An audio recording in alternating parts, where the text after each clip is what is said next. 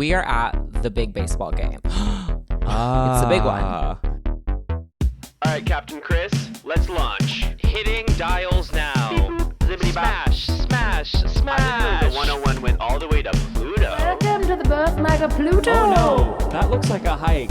I gotta turn around. Wait, what's going on? It's me, all three of the Furies. That's too scary. I think I'm on the cusp. It's cold, Diva. Actually, as Chris's best friend, I can attest to the fact that the void was always inside them. I love you. I love you. I'm feeling fuzzy. Transcoded! Buckle up, Riley. Strap in, Diva. We're going rocketing.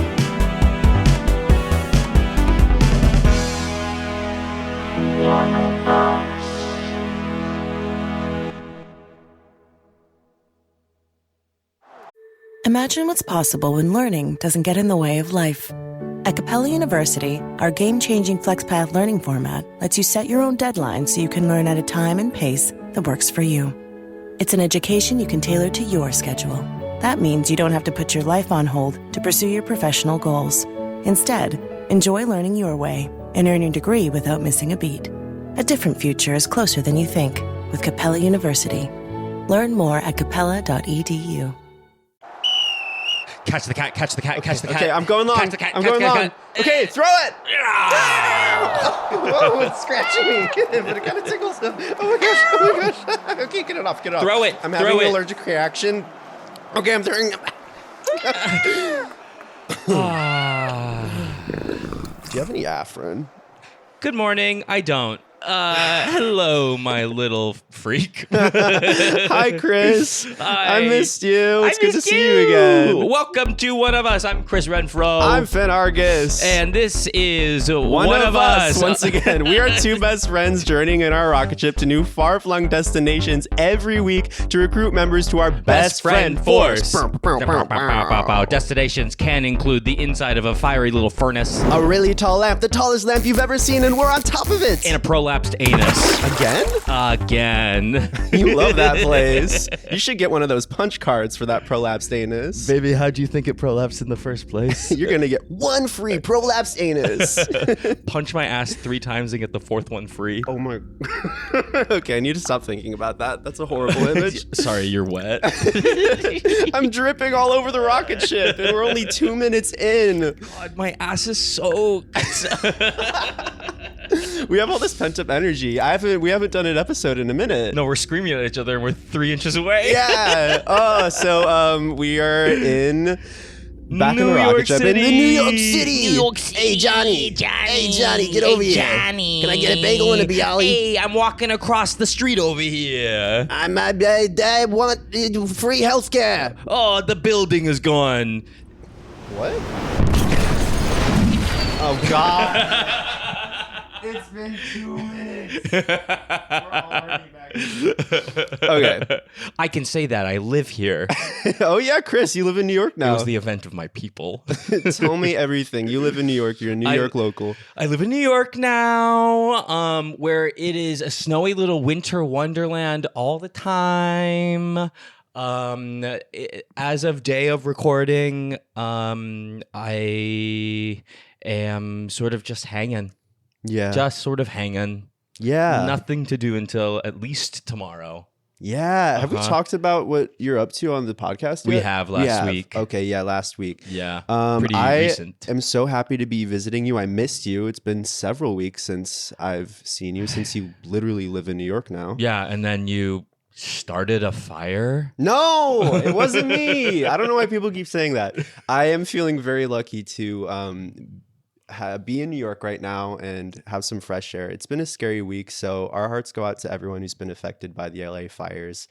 It's a really scary time, but I've been heartened by the way the community's coming together. It's so cool because everyone talks about how disparate LA is, not just as like the sprawling city landscape, but also like the interconnectivity of people in general. Yeah. And so to like watch everyone come together and like form like just like many little spots to like donate and mutual we'll, aid. We'll have mutual aid resources listed in wherever we list things on the internet. So check that out and contribute whatever you can. And it has been nice to see people come together. And even though it's a really scary time, there's a lot of grief that I've been experiencing, and so many people that I know and love have been experiencing. I have gotten a lot of comfort in the way that people have shown up for one another. Yeah. It's my home. Oh my gosh. It's wild because I moved to LA when I was 15, and at first it was so scary and I was finding it difficult to meet people. But now that it's been 11 years, I have come to understand that it has such a strong community, especially the queer community. And I feel really lucky to live there. So sending all my love to LA folks right now. Yeah, we love you all. It's been so weird to watch it from afar and feel like I can't do anything. Yeah. So well, I've been I'm happy. setting little fires here in LA, here in New York where I can, just to make it feel like I'm part of it all. Right. I'm happy you're in New York and you have this wonderful adventure. You seem to be really trying to push me away from this the joke. thing that you keep saying. Yeah, and it is irking me. It's really irking me. But... Okay, have your moment, girl. The moment's passed. It seems like no one's happy with me suddenly. Okay, so you're in New York. You're about to debut in Oh Mary. How are you feeling? Are you so excited? I'm so excited. I'm nervous, and I feel moments of adrenaline peaking throughout the day. I feel underprepared and overprepared and scared and excited and sad and happy and everything in between. It's a wild period right now. Yeah, you got a lot going on. And so many people are here. Yeah. So many people are here. All It's your so friends cool. and your family, too? Yeah. 25 people came into town for this, for Tuesday alone. Yeah, it's like people from all different walks of life for you, too, right? Everyone's coming out of the woodwork. Yeah. They want to get a piece of that Broadway ass. I love. I love Broadway ass. Sounds like the cat is messing with the control systems over there. Oh my gosh. How did you get this cat in here? I thought we said there was a no cat rule on the rocket ship. I like chaos! Okay, let's blast off. Let's Mariah, go. can you put in coordinates for, I don't know, something where we can stretch 3/4 of the way through the experience? Bing, bing, bang, bong, bang, ding, ding, ding, da, dow. Our next guest is a journalist and educator based in Brooklyn. He hosts the award-winning podcast Gender Reveal, which has released 12 seasons and distributed upwards of $350,000 in grants and mutual aid. Ow. He's also the co-founder of Girl Dad Press and co-editor of the Lambda Literary Award-winning anthology Too Trans, Too Furious, and he's provided editorial guidance for clients from This American Life to Sony Pictures. Please welcome to the pod, Tuck Woodstock! Lower the gangplank, Mariah. Hey, Tuck. Hey. Wow. Oh, roller coaster. First of all, I listen to so many podcasts where two homosexuals in Brooklyn wait 10 to 15 minutes to bring in their guest, and it's an honor to be that guest. But what a moment when I thought it was going to be like, I'm genuinely so sad about fires. Please welcome to the stage, Tuck Woodstock. It's like, uh-oh. Yeah, so like what, how sad are you about it? The kind of the normal amount. Yeah. I am from Oregon, and we love to be on fire in Oregon. So it's like, it is sad in a way that is like, yeah, and it's gonna keep happening up and down that coast forever. Yeah. What are we gonna do about that? Now that it happened in know. LA, are we gonna figure out how to not have that happen? Probably not. Okay. It happened. I grew up there, and it happened so often. We didn't have snow days. We didn't have rain day or whatever. We had fire days where we would have days off of school because the air quality was so bad or there was too much ash. Right. Well, I remember the grapevine fires are famously just sometimes you're driving down the highway and there are and fires then on it's either just side, and that's next just how to it you. is. Uh-huh. Yeah.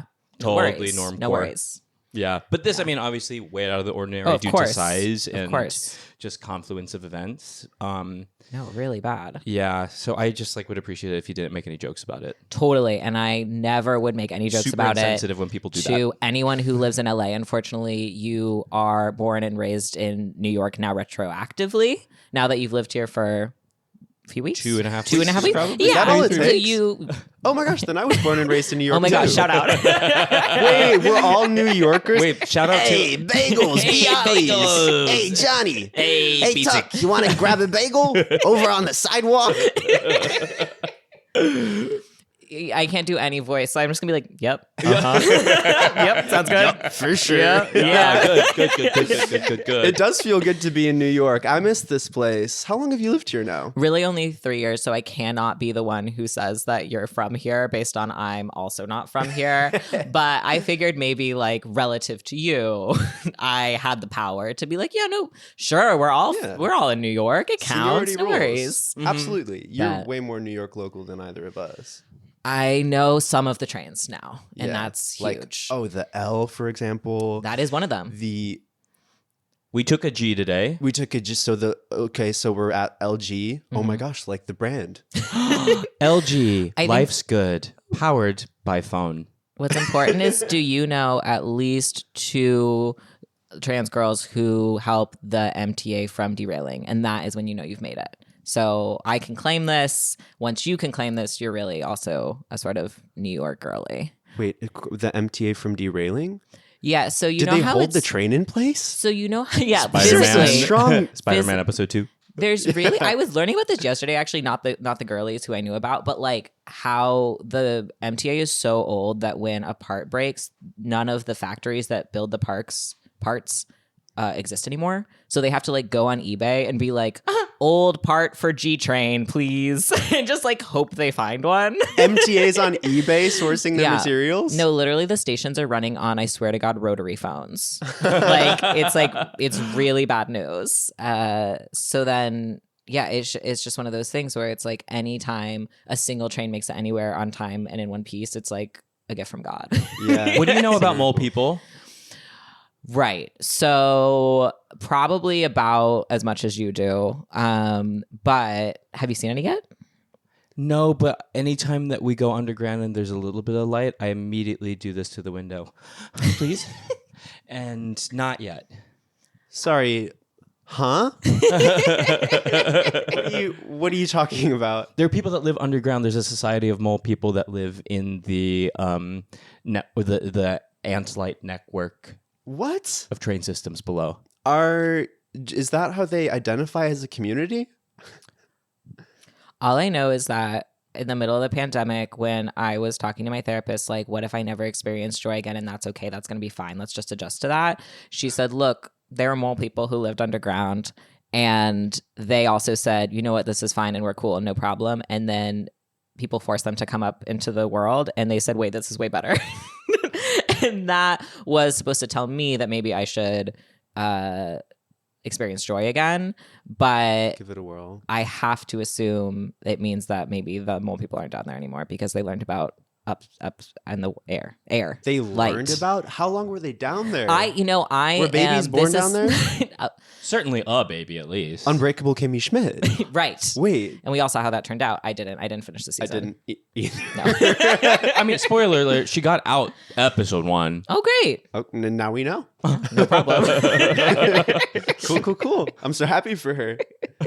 We should keep our eyes peeled for Kimmy around here. Maybe we can get an exclusive interview. Where about more are we? people. Yeah, what's going on? Right, totally. So we are at the big baseball game. It's the big one. We've been waiting. There's been so many games this year.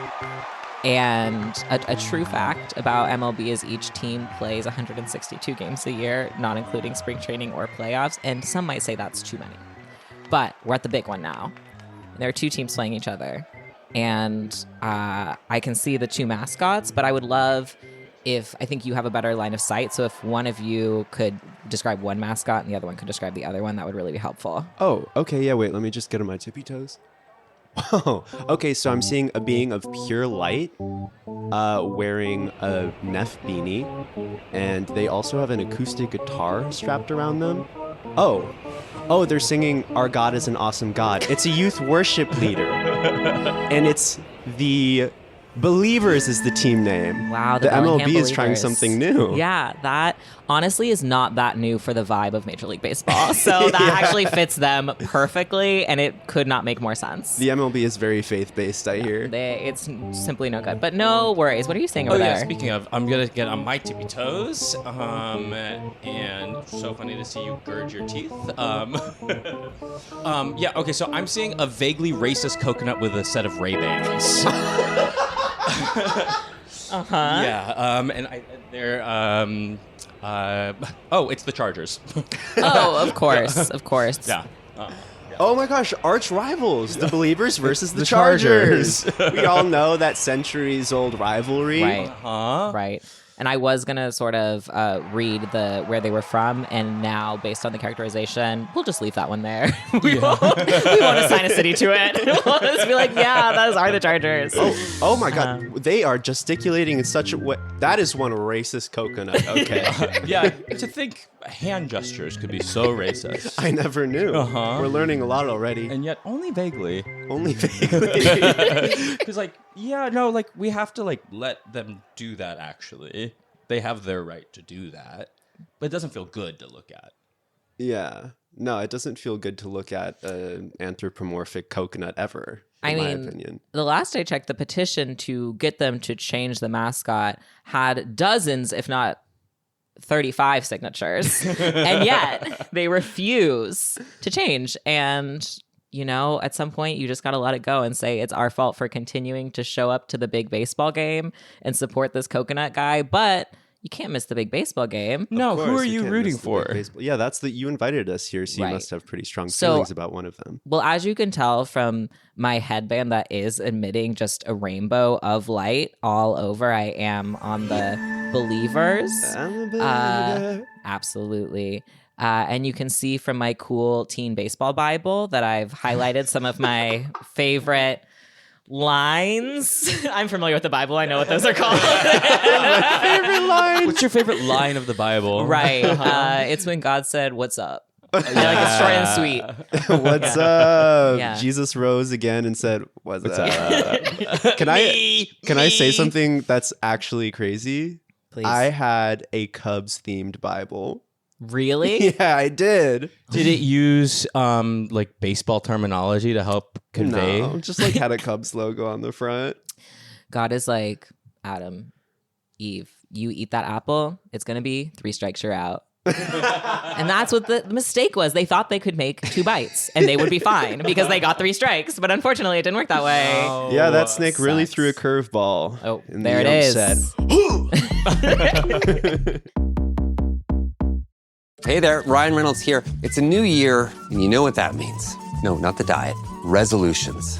A way for us all to try and do a little bit better than we did last year. And my resolution, unlike big wireless, is to not be a raging and raise the price of wireless on you every chance I get. Give it a try at mintmobile.com/switch. $45 upfront payment required, equivalent to $15 per month. New customers on first 3-month plan only. Taxes and fees extra. Speed slower above 40 gigabytes on unlimited. See mintmobile.com for details.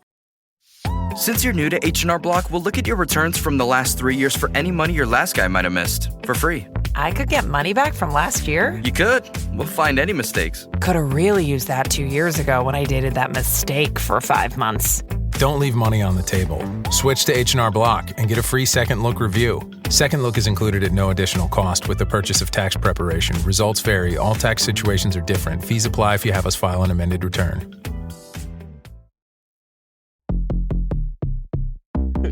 I know baseball stuff. You do, I can tell. I do. I actually grew up playing baseball competitively. Can you believe? What position did you play? I was an outfielder. I was Totally. center field because I was good at throwing far. That's great. Yeah. I was always jealous because I was kind of a softball girly, and their balls are bigger. And I like to believe that if I was throwing a little baseball, I would be good at throwing it. As it is, not good, no good. Trying to make them stick me at first base because you don't really have to throw it there. You just have to catch it. And if you don't catch it, it's like, whatever. Well, okay. Yeah. I mean, there are some consequences game-wise, but Sure. grand scheme, Right. in terms of like life and existence. Well, I doesn't kind of matter. like to let it fall on the ground, but then grab it off the ground. And so they're still out. Yeah. That's my strategy, kind of smacking them down. Kind of Oh, like yeah, that's smart. UFOs flying at my face instead of trying to catch it, which seems scary and hard. Just sort of like punch it down to the ground and then grab it. And what I'm being told by the assistant coach of the Believers is they're going to try that out in the big game to see if that's a better technique than catching the ball. Okay, deflection as opposed to catching. Yeah, right. Yeah, Can just I fear ask, based. Are your parents like both English speaking, or did you grow up with a different language in the house? Based on my complete inability to speak English.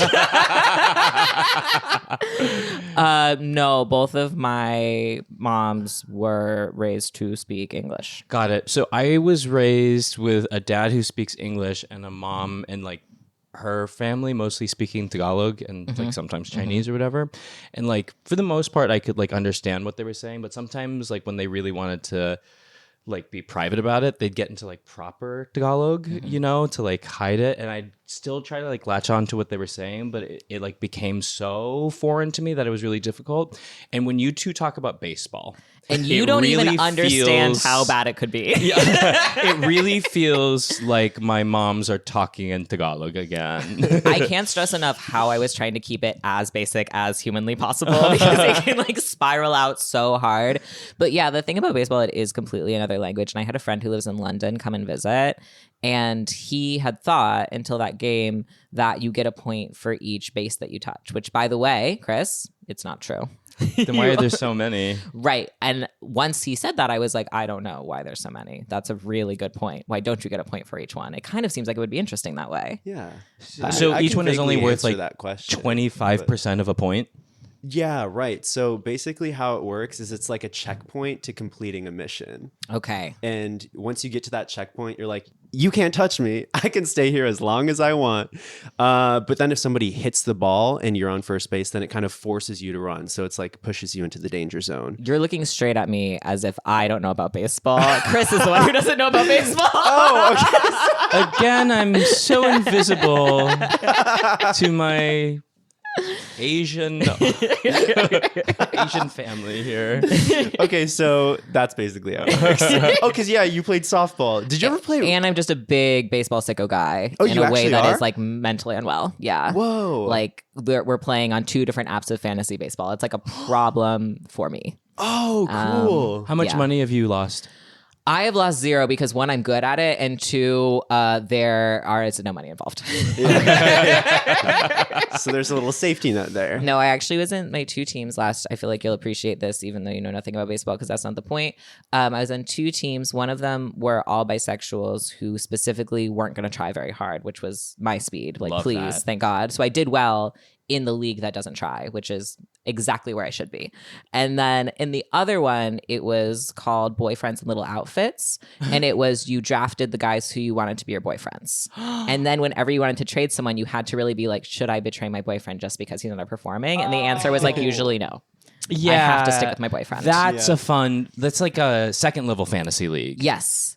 And That's I how think I my played. boyfriends got second. They're really good boyfriends. I'm really proud of them. I'm so So- happy Okay, for so you. like I have been wanting to get into like a sport in like a watching sort of way because I feel very comfortable. I want to be comfortable talking to like truly stranger straight men and be able Right. to like say something in these situations where like parties or whatever and be Yeah.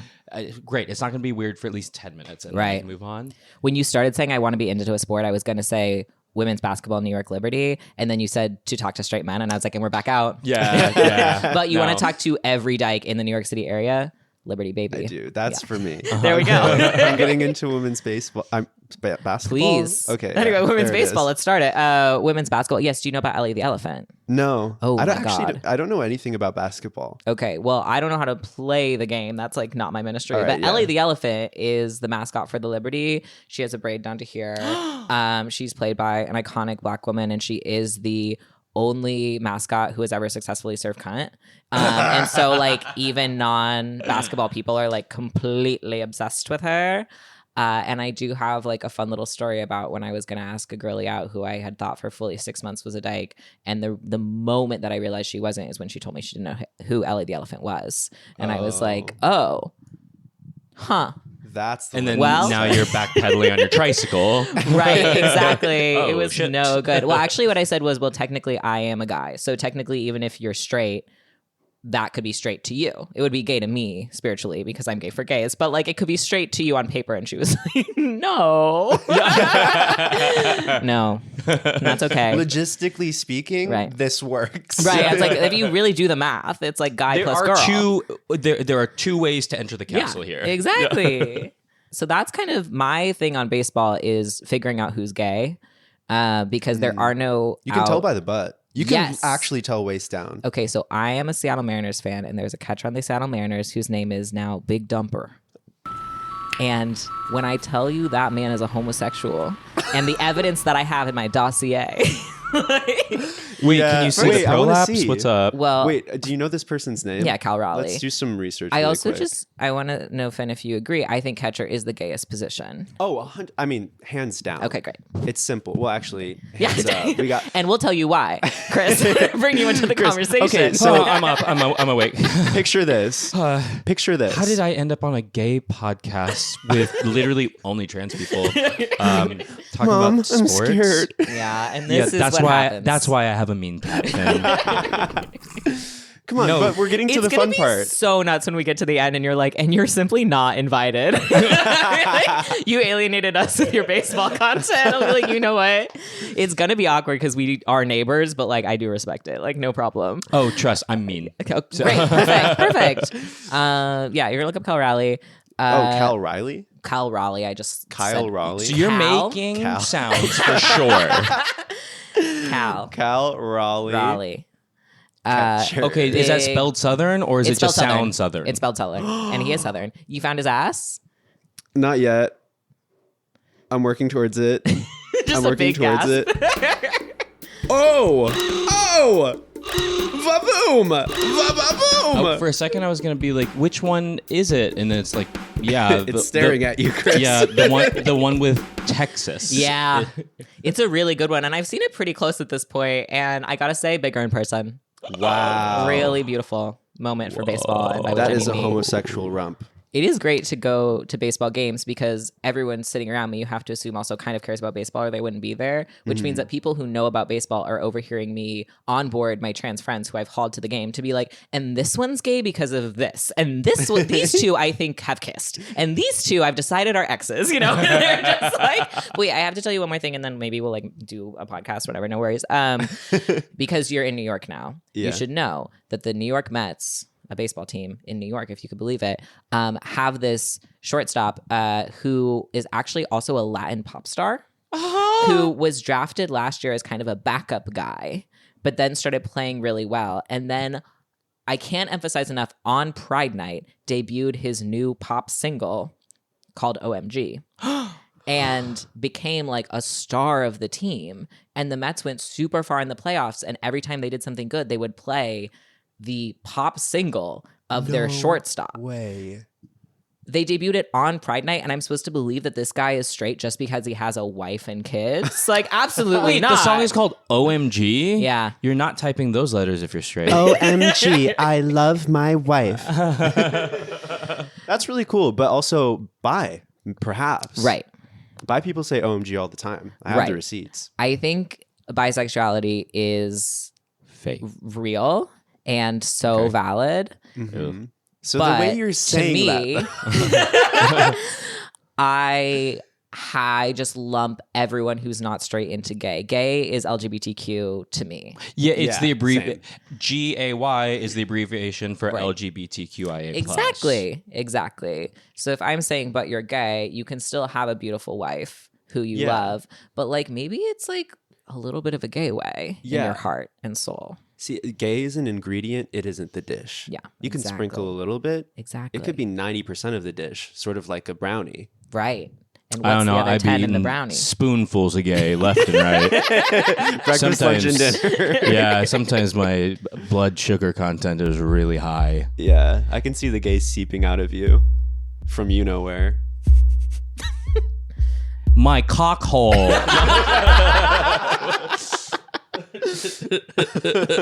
Oh, speaking of things seeping out of your cock hole, what Kool-Aid are you drinking, Tuck Woodstock? I've never heard a better subway. This is why they pay you the big bucks. Yeah, so I don't know if y'all have talked about, I know that you talked to Amy Schneider about being in the Emerald City, and that's so important, and I'm so glad you could go and visit. Have you talked about Wicked the book? Briefly. Okay. We don't know much about it. We actually were just talking about it the other night with a couple of friends of ours. Okay, wait, sorry. Microphone turning back on. Why was I lumped in on that? You were there? I know what happens in the book. I participated in the conversation very well. Oh, no, I just meant hi, hey Tuck, yeah, me and my really stupid friend we're really stupid about that thing. But you haven't read the book, correct? I don't need to read a book to know what the book is. Okay. I never read a book in high school and I still passed English twice, both times I took it. That's really real. That's me with almost all movies where people are like, or like, have you watched this TV show? And it's like, no, but I read the Wikipedia summary for every episode and then I talked to 7 people about it. So like, I have seen the show, essentially, you know? Anyway, is that... What are we interested in about the book? It's that by Gregory Maguire. Right. Great. See, I don't know anything about it besides the little tidbits that I heard through this conversation. They're called munchkins. Well, first of all, did you talk about how in the movie they gave all the munchkins red hair because Ethan Slater has red hair, and they were like, it would be offensive to make them all short, but it wouldn't be offensive to make them all gingers, because that's true and that's wild. But anyway, in the book was written by this cool gay guy who became one of the first gay guys in the United States to be gay married back in like 1999. So he had a lot of political beliefs that were progressive and good, one might say, and put a lot of them into this book, including that being gay is so cool. So Elphaba's parents in the book are in a canonical bisexual throuple. They have also twink friends named, I want to say, nope, I'm going to lose it. It's like Tibbet and Flip and Kronk and Jizz. It's like something that nuts, but I'm now losing it. But it's like real, not real word names. But they're these 2 little twink guys, and they all go to all the teens from the school, from the wizard school, go to a sex club, and it's kind of giving Sleep No More vibes. And they all have a big sex party, and one of the twinks fucks a tiger so hard that he becomes mentally unwell for the rest of his life. The tiger? the twink. But maybe the tiger. Okay. We don't know. Also, there's a scene where Elphaba and Galinda share a bed, and they interviewed Gregory about it recently, and he said, yeah, they probably fucked. It's not my business. It's like, yeah, only that part of the story came to me. Right. But he was really just like, as an author, I went outside and smoked a cigarette. And so, like, you'll not hear it from me. But, like, yeah, obviously. Yeah. And so... It's like that scene in Call Me By Your Name where it just, like, pans away as soon as they lay down. Right. That's exactly. That is what the book is doing. Yeah. Wow. Gay guys love to pan away. Right. Well, you know, it was 1995 or whatever. But that's what I think is interesting, is that a lot of people's moms were like obsessed with this. Oh, here's the most important thing. There is a river of magical piss that gives a lot of the animals the ability to speak. The reason that they can speak is because the magical piss play. And we're not talking about that enough. And yet everyone's mom was like, I love Wicked. Wicked's my favorite book. And I'm just like, great. I love this for you, Kathleen. You know, like, let's get that back in the movies. Let's stick that right in. Can we sidebar for 1 second? Please. Okay, we'll just be right over here. Hey, Chris. I'm sorry for the way I treated you earlier. From when you were really mean to me. I don't know anything about this book. Yeah, exactly. I don't know shit about this fucking book. The Magical Piss River? The fuck are we talking about right now? Well, it's a dream come true. I can see the twinkle in your eye. And I'm happy for you that you get to hear this for the first time with me, your best friend. Here, let's hold hands. Yeah. We should go take a dip in the magical piss river. Yeah. The little twinkle in my eye right now. Fucking a tiger. Hey, Tuck. Hey, Tuck. What's up? We were just sidebarring about someone stupid. We won't tell you which one, though. You have to guess. Actually, go ahead. Guess. Which one of us do you think is stupider? Cool. Yeah, no, I'm loving this. Her name is Finn. I'm a conscientious objector for this question, unfortunately. I'm going to sort of opt out. Okay. Well, the correct answer was me. Right.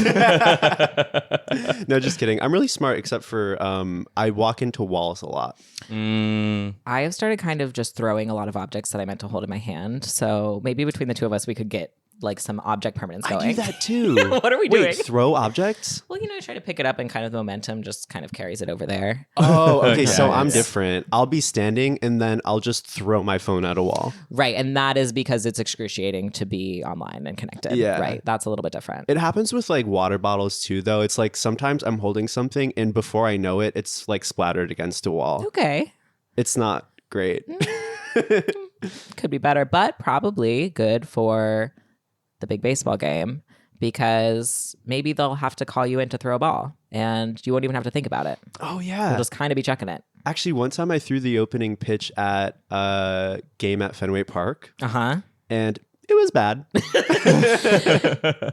And that is how it normally goes. I was so nervous. Yeah. I was so nervous. I would throw it straight into the ground for sure. It did go straight. Mm-hmm. But into the ground, yeah. Okay, who would be the top 3 worst people, worst performing people to throw the first pitch at a baseball game? Well, almost everyone is so bad, it's hard to say. I know. Try to think of who would be worse. A newborn baby. Sure. The twink tidbit while getting railed by a lion. Uh-huh. And... Right. The mole people. And the mole people. Because they're so far from the field. Right. They never get to practice. They never get to practice because it's cramped down there. Yeah. So they don't get to practice loud, throwing damp. far. Yeah. Yeah, so that's no good. Well, thanks for coming down this conversation with me. How do we feel about the TikTok ban? What? I don't know. I didn't even use TikTok. And then when they said it was going to get banned, I was like, oh, I guess I'm going to download it and make this my life for the next 2 weeks because I don't have to worry about getting addicted to it, which is why I was avoiding it before. Right. No, I straight up can't. There's no way. I mean, I'm self-employed. You can't get addicted to that kind of thing when you're self-employed because you'll simply never work again once for the rest of your life. Yeah. So I have to stay away. But, exactly. Yeah. I'm the same way. It's so easy for me to get, maybe everyone, but I just know for me, it's really easy to get sucked into my phone. So I lived with a BlackBerry for a while, which I thought was going to be great. And to a certain extent it was. I spent a lot less time on my phone. But the one thing that I could do on it was play Brick Breaker. Totally. And play Brick Breaker I did. I beat the game. I didn't even know that was possible. That's incredible. And then they stopped allowing BlackBerries to work. Yeah, they're out of service now. Otherwise, I'd still be using it. I love the idea that something popped up and they're like, you're done. You're done. Leave us alone. You broke every brick. There are no more bricks. Get out of here. Yeah, everyone's talking about the TikTok ban, but what about the BlackBerry ban? Y'all, bring back BlackBerries. That is the hill I will die on because I want to play Brick Breaker. And yeah, technically I still can, but I can't share my stats through BBM anymore. BBM? Yeah, BlackBerry Messenger. Of course. Good. I went straight to BBL and didn't move past it. I was just like, yeah, that's probably related somehow. I will put my phone in black and white all the time to try to stop looking at it. And it works for a while. And then I'm just scrolling Instagram in black and white. Like, wow, these photos are so old timey, and yet they're wearing such contemporary styles. Yeah, it's incredible. Actually, I'm an art connoisseur. Exactly. This is a museum in my hands. Exactly. Yeah, it does no good at all. This episode is brought to you by Amazon. Sometimes the most painful part of getting sick is the getting better part. Waiting on hold for an appointment, sitting in crowded waiting rooms, standing in line at the pharmacy, that's painful. Amazon One Medical and Amazon Pharmacy remove those painful parts of getting better with things like 24/7 virtual visits and prescriptions delivered to your door. Thanks to Amazon Pharmacy and Amazon One Medical, healthcare just got less painful. We were talking about Wicked, and this guy wrote the Wicked book. Yeah. Where was the association? Maybe this answer is obvious. Is it Judy Garland is why is friend of Dorothy a thing? Do you know where that phrase comes from? Oh, you know what I'm talking about? I did at some point and I forgot. So I don't know. Do you know? More chemtrail? No, but we could make something up. I do know that Gregory Maguire did not know about the Friend of Dorothy thing when he wrote the book originally. So that was like a weird coincidence where everyone was just kind of like, this is gay independently. It does feel like a very queer story in general. Even Wizard of Oz, like all of a sudden everything's rainbows and you have a Tin Man as a best friend. Talk about me moving to West Hollywood. Like, you have to spray WD-40 when you're walking around or else you're going to get caught. Right. And sort of a fashion shoe obsession, right? Like, everyone loves the girly shoes. And it's like, yeah. You think that straight guys are walking around being like, show us those shoes, baby girl? Like, no. These are gay guys. Because we're all ultimately in search of ruby slippers at the end of the day. Red bottoms. Red bottoms. There we go. Walk a mile in these Louboutins. Exactly. 0% relate. You're like, Exactly. Exactly. So this is your baseball. Got it. No, totally. I mean, I know kind of that the shoes are out and about, but I do think that as shoes thinking about the shoes that were made for walking, I'm watching Sex and the City for the first time right now. Whoa. And when Carrie, I know everyone's been saying this for 25 years, but when Carrie says that she has spent 40,000 American dollars on shoes because she's getting paid $4.50 a word at Vogue, which, by the way, someone just did the math, is $10 now. Me as a little journalist, the shoes are part of it now. You know what I mean? Like the darkness around imagine a world in which you could get paid $10 a word and live in a rent-controlled apartment in New York and not be like floundering around trying to get rent to your homophobic landlord. The shoes are unfortunately implicated in it. It's like if I were Carrie, I simply wouldn't buy $40,000 pair of shoes and then all my problems would be solved. But what is your vice? You want to hear an incredible... This surely isn't the biggest one, but you can know a shameful secret that very few people know, which is that interesting. When I moved across the country 3 years ago, I have a very favorite drink that is a very specific kombucha brand that is only made in Portland. And I do order it online once a month so that I can drink my special little kombucha from across the country. And I go, is this good for the earth? No, it's really bad. And yet, I have to have my special little drink after a day, or what's the point of living? You need a special little I have to have my special little drink. So my side of the fridge in our house is often filled with 18 kombucha because that's just the way that I'm living, unfortunately. It's like my yerba mate. Yeah. Wait, your deepest, darkest secret is that you drink kombucha? Well, I feel like there's some at the bodega that probably I wouldn't have to hire a person to carry them across the country. Right, okay. But I don't know. I wish I had a juicier one. That's okay. We can I'll try to develop like a vice. Circle back later if we're thinking about it right now. If you want to kind of I'll like develop something like really just sicko behavior. Yeah, but I'm we're gonna have to actually work hold on you it. to it probably. Yeah, cool. What's your vice, Chris? Porn. Oh, okay. Well, cool. that's chiller. Yeah, that's not hurting there's no anyone. shame No, in what porn. is my vice? What is my vice? What is mi vice? See, it's hard when you're the one being asked. Oh, I guess it's like vaping. Sure. Yeah, I have cut down on it significantly since moving to New York, thankfully. And yet it's no one talks about this, and it's so crazy, but like smoking is so addictive. And it's like I have heard that. it's like so strangely hard to quit. Okay, right. Hot off the presses. Right. I've never heard that, and I don't believe it to be true. Yeah. I've never heard of that being a problem. So. What is your vice? Not vaping. I tried it once. I really wanted to get into it because I thought it would make me look cool, right, as it does with everyone who vapes. But then it just gave me a headache, so I couldn't get into it. We vaped for a solid month, and then you went to a party and only vaped and threw up. Okay, so wasn't gonna say that part, but that You're like is everyone true. was drinking. I don't drink, but while every drink you drink, I'll do a big vape. Oh wait, that's right. Yeah. Wait, you were there? No, but you told me. I told you about that. Because then I was vaping in your house, and you're like, "Oh I'm yeah, so sorry, you can't do that in here anymore." It was terrible. It was a New Year's Eve party, and everyone was playing drinking games, and I was like, "Well, I don't know. I want to do something, but I'm just like full sober vibes," and so I just had a vape, and I'm like, "All right, well, this seems fine." I have never felt so nauseous in my life. Yeah, and it you didn't gave go yourself away. nicotine poisoning. Yeah, that's what I did. And then all the divas got naked and ran around the block. And I really wanted to join because that seems so like fun and free spirited. But no, I was just vomiting into a bush to start the new year. But I guess that's a pretty relatable experience. That is actually kind of the traditional way to bring in the new year. Yeah. Yeah, absolutely. How did we spend this new year? What did y'all get up to? I went to a party that was really 6 people who work together in a sort of gay capacity that I must redact for podcast purposes, and then 3 spin-off polycules attached to those 6 gay people. And I gotta say, kissing at midnight when everyone's in their various polycules is really funny because it is kind of like a receiving line.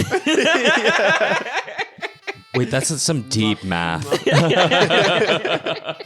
It's like musical chairs for kissing. Right. Everyone, as the clock is about to strike midnight, they're like, get in position. Right. And it kind of brings out the hierarchy, right? Because it's like, we're all 3 together, but then who kisses first? We got to think about it. You're going to learn a little something. Going to change the timbre of the year. Exactly. Where do they work? And I will tell you off pod. Great. What did you do on New Year's? I went to a house party in Bushwick with many gays. And then we ended up at something called Zero Chill, like this warehouse party somewhere in Brooklyn that kind of stayed true to its name. They like took over like an office space, so there were like rolling office chairs and like receptionist desks and stuff where people were just railing ketamine. Oh, wow. Yeah, so fun for them. Yeah, sounds like I would have simply not for me, but I kind of got to walk through like a gay zoo. Totally. We don't deserve rights. I have to pee real quick, Get so outta here. just excuse me while I pee at the big game. Guess it's just us, Tuck. Peeing at the big game is one of the most harrowing times I ever have to pee, I have to say. Kind of navigating that crowd of people. It is so stressful. So my dad has had season tickets to Cubs, and I'm from Chicago, so we would go to those games all the time.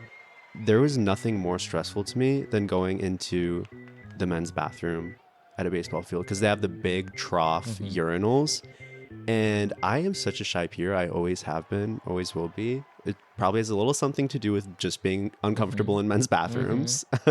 But that is like, I would be in there for like 15 minutes just waiting for something to happen. Yeah. It's the worst. That's me like in a stall because I'm also a shy peer, but obviously I got to go to the stall. And then obviously no door to a stall in the men's restroom has ever worked. So I'm just like in there being like, please, please pee before somebody opens this door straight onto me. You have like one hand braced No, on the little knob. exactly. It's no good. But you know, the secret is to just be so dehydrated all the time, and then no problem. That's the No long-term solution I issues. came to. Right. I Yeah. was eating strictly salted soft pretzels. Right. Exactly. Not a liquid to be found. This isn't interesting to anybody, but I am glad you're a Cubs fan and not a White Sox fan because I would have been like so sorry for you. Their situation is no good. Okay, no more baseball. The vaguely racist coconut was at the urinal and said something so weird. The N-word. Sorry, what were we talking about? We were talking about urinals and baseball. You came back actually right on topic. Oh, perfect. It's time for our next segment. 3 invasive questions. Tuck, this is where we ask you 3 very invasive questions, and you sort of just have to deal with it. So we're going to ask you them back to back to back, and then you can answer them afterwards. Question number 1. If you could eliminate one entire gender, which would it be and why? Question number 2. Why are trans people hotter than cis people, scientifically speaking? And question number 3. Pick a number between 1 and 5. Are you going to do anything with a number? Who knows? Okay, great. Cool. If I could get rid of one gender, what would I get rid of? So here is a fun related anecdote. We'll circle back.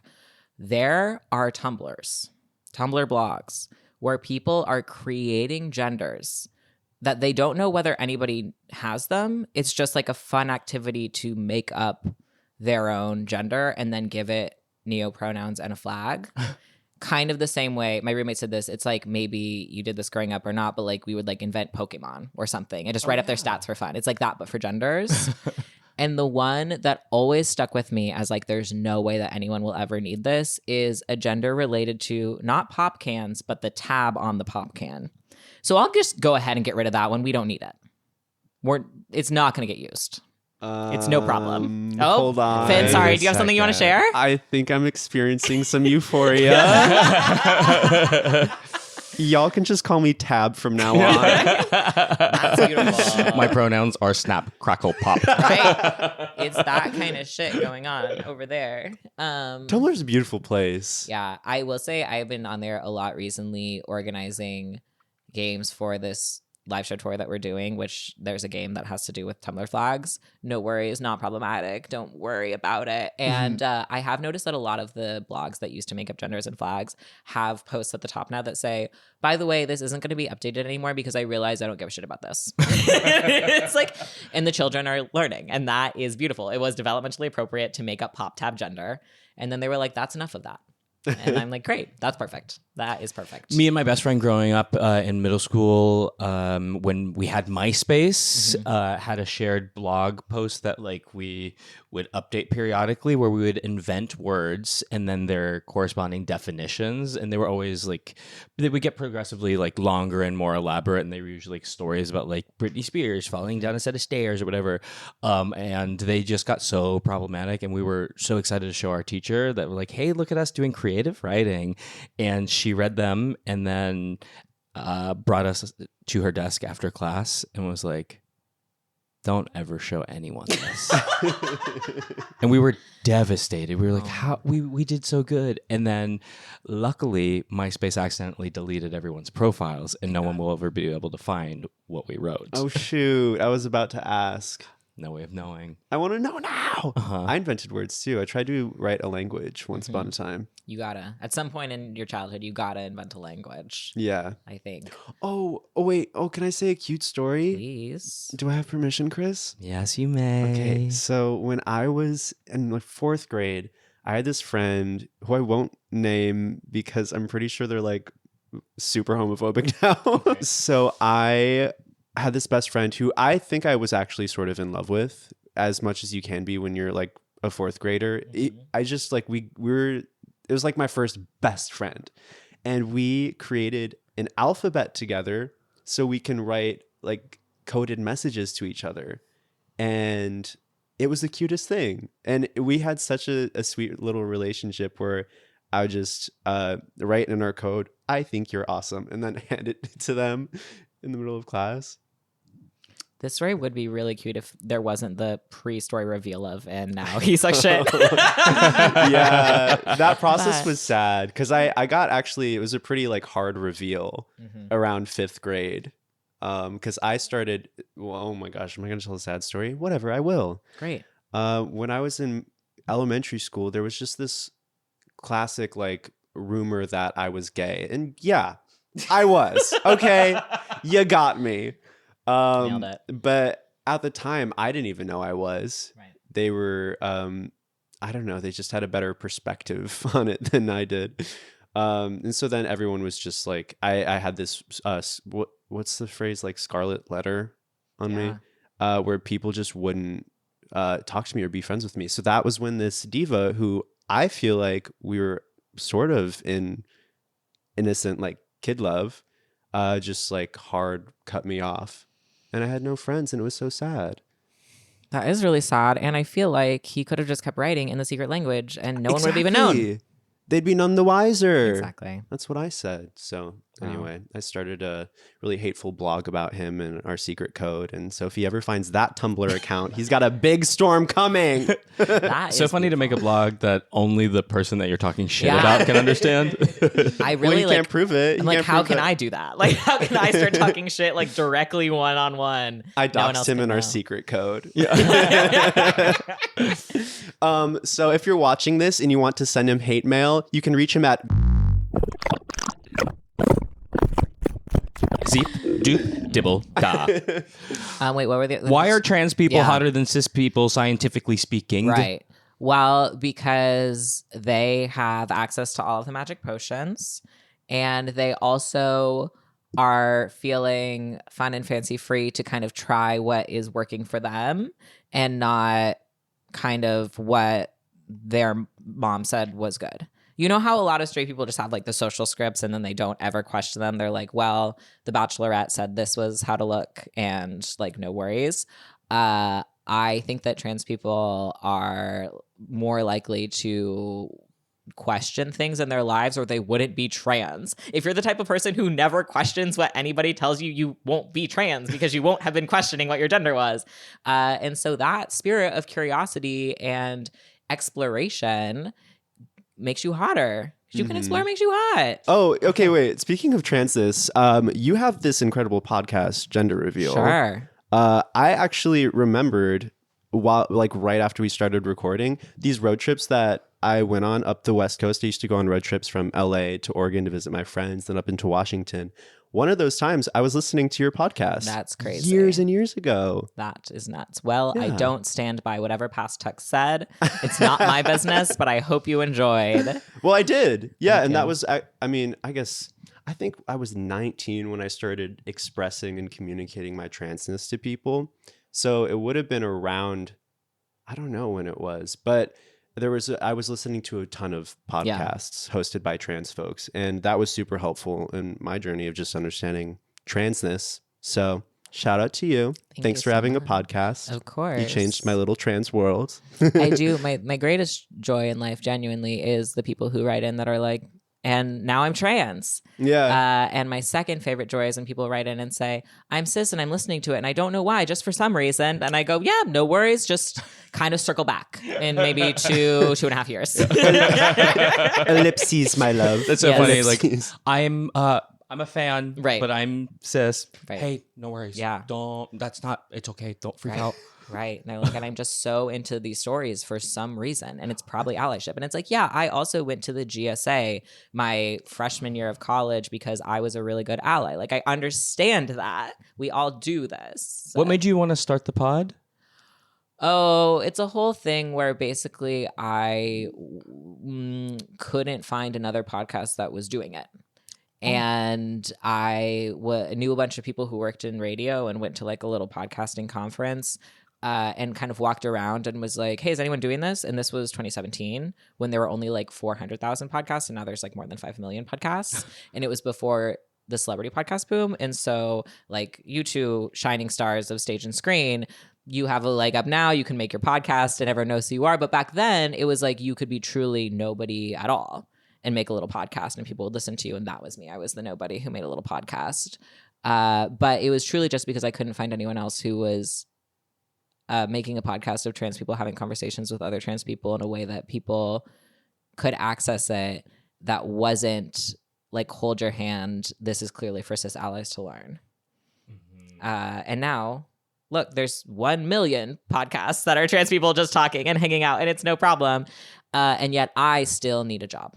So I am still making my show. Yeah. Well, thank you for leading the way. Yeah. Love to be a pioneer. No, Yeah. I mean, it really like it taught me a lot of stuff because when I first started, I didn't know anything. And the fun thing about journalism is I got to ask people who knew more than me to explain things to me on the show. So people will ask me like, where, like, was there an episode where you like really learned a lot or like changed the way you thought about things? And I'm like, yeah, all the time. That's the point. Like the point is bringing on people who can answer questions that I have. And so I do think it has been a really cool way of me to sort of fast track learning everything I possibly could. And now I'm kind of like, I got it. Gender? Yeah, no problem. Let's talk about baseball. Let's talk about- Yeah. Have you ever hated one of your guests? Hate is a really strong word. Have you ever casually disliked one Yeah, of your for sure. guests? For sure, a couple of times. But we have like so many episodes that I would say a couple of times is pretty good. How about you two girlies? No, I think we're pretty thoroughly obsessed with everyone we have on the podcast. Yeah. That's great because of the whole premise. Mhm. It would really be no good. Yeah, we have yet to run into someone that we leave the pod, say thank you for doing this, and then we're like, fucking hell. Throw it straight in the garbage. Yeah. That hasn't, knock on wood, that hasn't happened yet. Yeah, it's all. Yeah, It's we're all of usually our BFFs. obsessed. I mean, we do have a canonic villain, which is ER Fight Master. Yeah, That's they're beautiful. disgusting. Yeah. truly mean-spirited. vile. It You is should important to heard have the a things they villain. said to me off camera. Yeah. It was really vile. It's stuff that I couldn't repeat into a microphone. Of course. And because they get distorted because of the demonic spell they cast on me. It's like, did you see Agatha all along? I'm like Joe Locke. I'm nodding. You haven't seen it. absolutely haven't seen it. I heard it was gay. It was gay. So that's huge. It was gay. Okay, anyway. 3. ER5 Masters. Okay, 3. And we had this ahead of time. Tell us that many secrets. Great. One time my therapist and I accidentally went on a date with the same person. And whoopsies. That's like a 15-minute story. That's podcast 2. How did you find out though? I ran into them on the date. I was in the same bar and I walked by them and said, haha. One more follow-up. Great. Was that person that you dated ever talked about in sessions? Because obviously they wouldn't be able to know, but... No, I had it because it was someone that I just like was very casually dating every once in a while. So no, but I did find out after I stopped seeing that therapist that they had also previously dated my current roommate. And everyone agreed that they just shouldn't tell me because it would kind of fuck up my therapy situation. I feel like that was about 3 secrets in one. I gotta be real. That was pretty juicy. Whoa. That was juicy. 3 That strikes. Juicy. Yeah.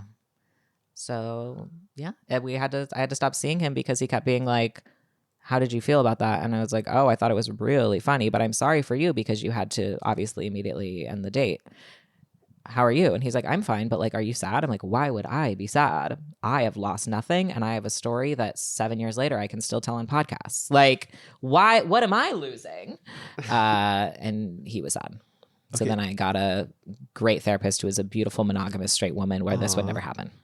Oh, I love that. Yeah, being in a polyamorous relationship is not ethical.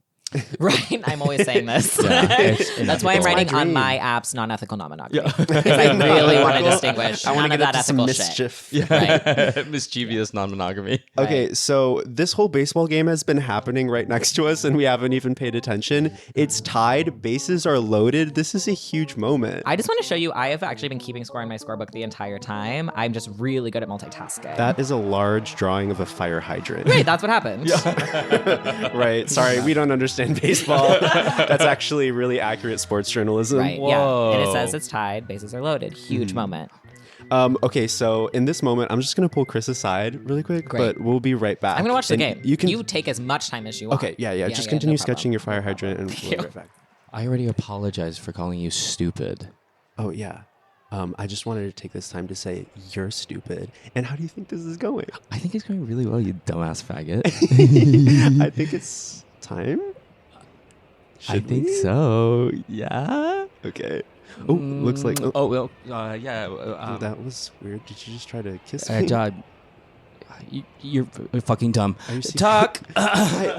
Yeah. Did you see that the big coconut just got hit with the ball? They're taking him out in a stretcher now. Oh my gosh. Whoa. I didn't know an eye could swell that large. That feels like retribution karmically. Right.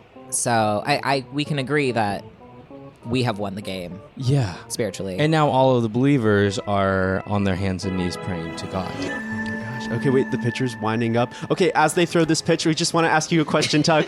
Are you one of us? Yes. Oh, wait, no. Sorry, I was cheering for the game. Oh. Yeah, sure. Sounds good. Yeah, yay! Oh, and they hit the ball. It's going. It's going. Gone! Grand Slam! Welcome to the One of Us Best Friend Force, Tuck Woodstock. Thank you so much. Mariah, start the gospel music. The believers have won. Perfect, because there's an organ at most games, so that's actually going great. Incredible. Anyway. Yeah, a big intestine. Tuck, as a member of the Best Friend Force, we ask everyone to perform exactly one duty. Mariah, set down the book. That felt good. In front of us is the Best Friends Forever manual, Tuck, and literally, in it. You're British. In it. Okay, in it. This is a big book, in it. And everybody's gonna write a commandment in it. This is our best friend force manual has a bunch of commandments that all of our best friend force recruits make once they enter the force. Okay, so whoa, what was that? My voice crack? I was in the middle of a really long bit and you cut me off. Oh, wait, you were doing a bit? I'm not. Can we sidebar for a second? Okay, sorry. We'll be right back. Hey, Chris. If you want to call me right now, you can just do it because I can see it dripping out of your fucking mouth. Sorry, I didn't hear that you were doing a bit because you're talking into my left ear, and that's the one that I lost hearing in. God, this is not an accessible podcast for the disabled. Okay, we're back. Hi. So let's read a couple of the commandments for you so you know like what you're in store for here. Okay. Commandment number 4, pays requirement for freedom, and freedom is a constant practice. Char is transcoded. Okay, great. I'll keep reading. If you've been hanging out with friends for more than 3 hours immediately on the ground and recharge. Number 14, best friends can cancel. Okay, but best friends can't cancel each other. Number 17, everyone when you wake up, look in the mirror and say, I love you. Number 18, no more self-criticism. Outlaw self-criticism. Number 25, Martians need to go back to butt stuff if they want to, but I want them to know that the option is there. Number 16, always use subtitles. Number 28, thou shalt giggle when appropriate. Number 29, thou shalt kiss on the forehead at least sometime. We almost just made out on camera. I loved it. I was a huge fan. So, what is your commandment, Tuck? Yeah, and here is a quill made of a big baseball bat. Right. The natural material for quill is wood. My commandment is you can leave. And here's what I mean by that. I mean a bunch of things. I mean, is if a stranger is being annoying on the internet, that's not your business. You can leave. You don't have to talk to them. You don't have to read their words. You can leave. I also mean you should leave your house. And then I also mean it's okay. It's low stakes when you leave your house because if you're not feeling the thing that you went to, you can just leave. Just go. And then if you don't like it, you can leave rather than being like, what if it's bad? Then you'll leave. It's no problem. Also, if you're hanging out with your friend and they're like, hanging out and you're friends, you can just say it's time to leave. Now it is time to leave. I had a great time. It is time to leave. Don't overstay your welcome. If you are, they'll just tell you it's time to leave. No problem. You can leave. I just think it would be great if everyone remembered the immortal line of the share zone. If it sucks, you can quit. Hit the bricks. And so it shall be done. You can leave. Which actually is a great segue so this was into...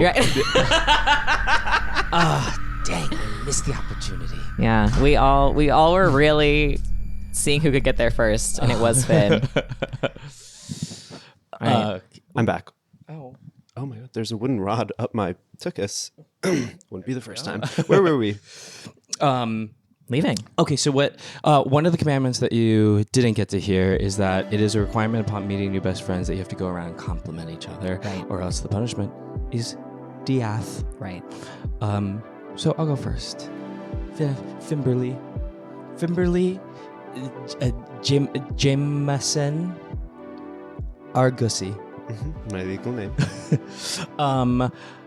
You're my best friend, and I love you so much. And you, it means a lot to me that you flew all the way out here to support me and make sure that we were all here to share in such a big moment. And I know that life is hard in many ways right now, and you still took the time out to do that, and that speaks so highly of your character and to our relationship. And I love that about you. I love you. Thank you. Oh my God, they're coming for me. Okay. This is really sweet. I'm gonna leave again. No. Okay, actually, I think they're going somewhere else, so we're good. I'm back. Okay, great. Yeah, that was the ambulance taking the vaguely racist coconut away. Tuck. Ooh, what a wonderful guest. Thank you for everything. I think that you lead with like such an air of leadership, and I think that's very cool. Like you donated through your podcast $350,000 to mutual aid funds and of the sorts, right? I think that this like act of curiosity and selflessness is not one which a lot of people hold, but is something that I admire and strive for. And I think that's very cool. And it's something that takes purposeful thought to do. And I think that's very cool. Thank you. I can go. This is it's kind of what I said earlier, but shout out to you for being a great podcast host. I think you have a really grounded energy, which neither of us possess. No, and not so quite. You've really held it down this episode, but also just through listening to Gender Reveal, I'm like, this guy's awesome. And it's really cool to meet you and be able to chat for a little bit. You. It's my pleasure. It's our pleasure. Thank you for being on with us. Thank you. And Chris. Oh my God, I forgot. Christopherson Elanular Renfrodemo. That's my Christian name. I have several thoughts. All that's racing through my head is that I know I've said it before. It is what I'm thinking, though, so I'm just going to say it. I'm so proud of you. Your literal greatest dreams are coming true, and it makes so much sense because you're massively talented. You're about to crush it. You're about to debut on Broadway. And I can't wait to see you go out on the Broadway stage and go, yeah, yeah. You're made for the stage. You're also made for the screen. But I think that this is the perfect encapsulation of everything that you're so good at. And I'm so, so proud of you. And it makes the most sense. It's like, it's so exciting. And I'm so proud of you. And you're my best friend. And I'm so grateful to know you and be with you in this part of your life. And I'll be there after. And I'm always going to be here for you. And I love you so much. I love you. Thank you. Go, Chris. Like my tank top said, the one that I made when you were doing your CrossFit competition. Go, Chris. Fully wore a cheerleading outfit. That's beautiful. That's very It's cute. sweet. Yeah. I even had pom-poms. That's amazing. So an incredible dynamic is created where it's kind of you two know each other intimately, and then like I'm kind of like winging it. But no worries, I got this. Wing that wang. First of all, I appreciate both of you making me feel so welcome. Chris, your pants are incredible, but also the fact that you've lived in this apartment for 2 weeks and it already looks so cute, I just think is a heroic effort. I don't see a single box, by the way. Like a hero to just have an apartment that just already exists. Many people couldn't do it. I would love to say, and you crushed it on Broadway. I haven't seen that, but I will say I have to assume it's going to be true, because why else would they let you get in there and be in kind of the biggest, best show? So I just have to believe it's for a reason, and you're going to kill it. And I'm so excited to hear from everybody about how amazing you were. I have a lot of thoughts, and they're simply not for there's no spoilers. There's no spoilers for O'Mary, but it's going to be great. My favorite role in the show. Finn. Here's the thing.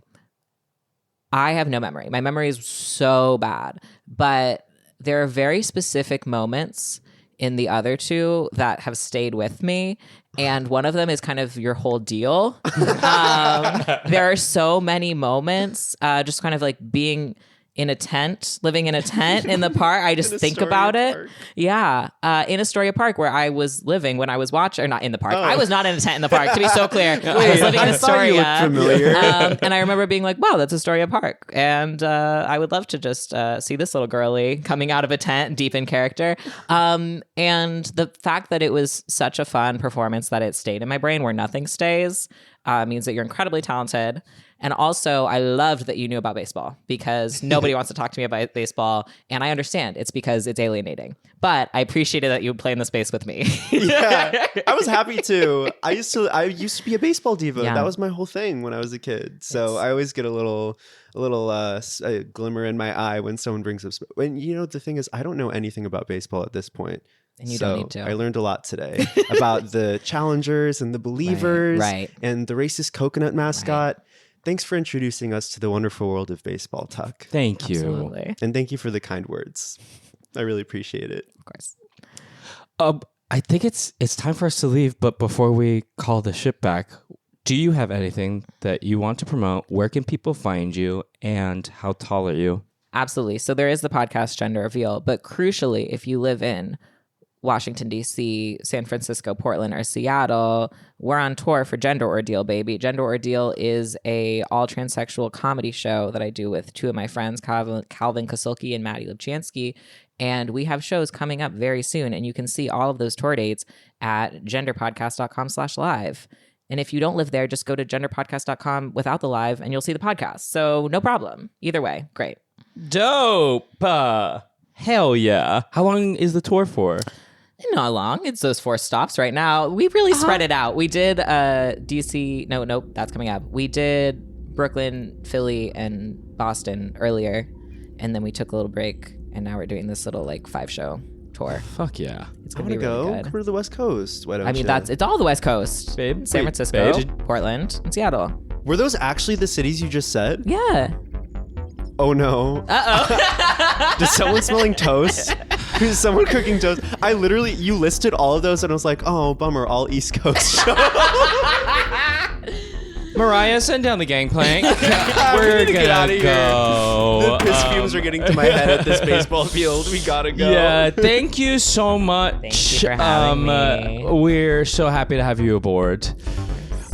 This is a dream That's come off. true. All right, we'll leave you here. Bye. Finn, the coconut was not in the ambulance. It's in the ship. No, Chris, you have to stop inviting racist fruit into our ship. Whatever. Anytime it says a racist word, it gets bleeped out. Listen. What is that? Who is that strawberry?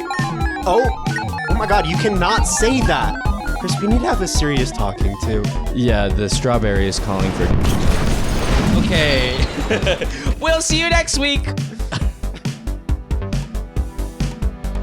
If you are hungry for more One of Us, you can follow us at oneofus.pod. One of Us is hosted and produced by us, Chris Renfro and Finn Argus. It is also produced by Erica Ghetto and Mariah Gossett. Our theme song was co-produced by Finn Argus and actual rocket scientist Bren Chamberlain Simon, with sound design by Mariah Gossett.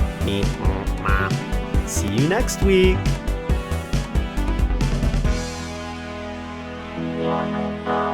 We should go take a dip in the Magical Piss River. Yeah, the little twinkle in my eye right now, fucking a tiger.